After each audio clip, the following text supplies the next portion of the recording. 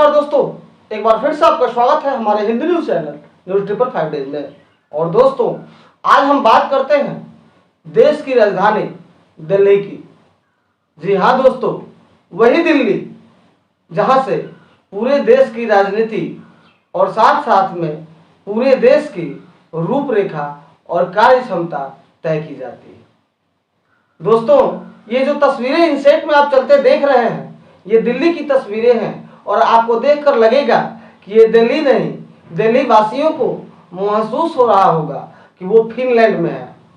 आपको बताते चले कि फिनलैंड एक ऐसा देश है जिसको झीलों का देश कहा जाता है और जहां एक घर से दूसरे घर जाने के लिए भी नौकाओं का इस्तेमाल करना पड़ता है। और अब हमारे देश में दिल्ली वासियों को यह ऐसा सौभाग्य प्राप्त हुआ है कि वो इस झील जैसे शहर का आनंद दिल्ली में बैठे बैठे ले रहे हैं। दोस्तों, बताते चले कि विगत कई सालों के बाद यमुना अपने खतरे के निशान से ऊपर बह रही है और जिन नदी नालों और गटर का जो पानी यमुना में जाकर गिरता था, अब वो पानी उल्टा दिल्ली शहर में आकर भरने लगा है। आपको बताते चले कि दिल्ली शहर की गिनती भारत के एक स्मार्ट शहरों में होती है और दिल्ली शहर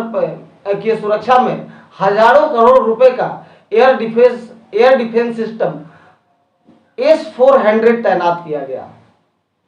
ताकि दिल्ली सुरक्षित रहे और दिल्ली में कोई भी आपदा या विपदा या बाहरी प्रकोप जल्दी से ना हो और ना ही किसी मिसाइल हमलों का असर हो। लेकिन आप देख लीजिए कि आपके सामने ही दिल्ली की दुर्दशा है कि हजारों करोड़ रुपए का मिसाइल डिफेंस सिस्टम आज उस दिल्ली की कोई मदद नहीं कर पा रहा है। जब दिल्ली स्मार्ट शहर है और स्मार्ट शहर की हालत ये है तो क्या कहा जा सकता है, क्योंकि किसी भी शहर को स्मार्ट कहने की क्या मापदंड और क्या वरीयता होनी चाहिए, ये तो अब निर्धारित होना चाहिए। क्योंकि जब दिल्ली शहर को स्मार्ट शहर के रूप में बसाया जा रहा था या दिल्ली के जिन हिस्सों को स्मार्ट शहर के रूप में बसाया गया था, उन हिस्सों में भी जब पानी भर जाना अपने आप में विचारणीय प्रश्न है कि किस हिसाब से दिल्ली को स्मार्ट शहर कहा जाए।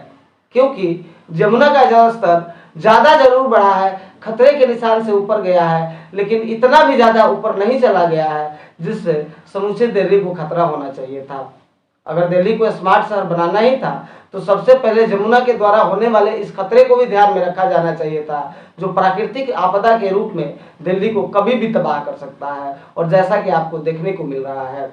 चाहे आप दिल्ली में ITU जाए या चले जाए राजघाट या फिर चले जाए प्रगति मैदान या दिल्ली के बहुत सारे भागों में आप देख लीजिए समूचा जल भराव है, घुटने से लेकर कमर तक लोग पानी में तैर रहे हैं और कहीं कहीं तो NDRF की टीमें लगाई गई हैं जिससे लोगों को हानियों का सामना न करना पड़े। न जाने उसी दिल्ली में इस जल भराव के कारण कितने लोग अब तक गटर में समा गए और खुले गटर का पता नहीं चला, फिर भी आज दिल्ली को स्मार्ट शहर कहा जाता है। और आज इसी स्मार्ट शहर की गाथा पूरी दुनिया देख रही है कि किस तरह से दिल्ली एक स्मार्ट शहर है। और अरविंद केजरीवाल जी का सपना, जिन्होंने ये सपना रखा था कि दिल्ली में छोटी बड़ी 350 से ज्यादा झीलें बनाएंगे, आज पूरी दिल्ली ही झील में तब्दील हो गई है। और मुख्यमंत्री अरविंद केजरीवाल जी अपने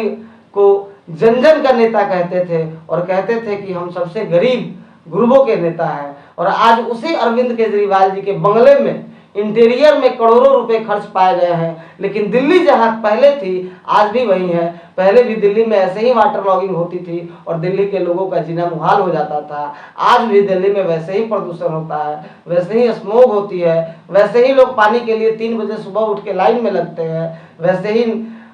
शहर दिल्ली के कुछ रिहायशी एरिया को छोड़ दिया जाए तो वैसे ही NDMC के कर्मचारी लापरवाही बरतते हैं। और मुबारकपुर, कोटला और अनंतराम डेयरी जैसे जो पिछड़े इलाके हैं वहां पर जाके सफाई की हालत देखिए, NDMC का पोल सीधा खुल जाएगा। यहाँ तो देखा जाता है कि MCD केंद्र सरकार के अधीन है और NDMC दिल्ली सरकार के अधीन है और दोनों मिल करके एक दूसरे पर आरोप प्रत्यारोप ज्यादा करते हैं, काम कम करते हैं। और जिसका परिणाम है कि आज दिल्ली आपको डूबती हुई दिख रही है और दिल्ली के पास कोई ऐसा मास्टर प्लान नहीं है कि देश की राजधानी होते हुए भी ऐसी विपत्ति परिस्थिति में दिल्ली क्या करे। अब सोचना राज्य सरकार को भी है और सोचना केंद्र सरकार को भी है कि जिस शहर को अपनी राजधानी बताकर पूरी दुनिया में डंका पीटते हैं और स्मार्ट शहर के रूप में अपना चेहरा प्रदर्शित करते हैं, आज उसी शहर की हालात क्या है, वो क्या जवाब देंगे, ये तो सामने की बात है। राकेश कुमार पांडे की रिपोर्ट, न्यू दिल्ली ब्यूरो।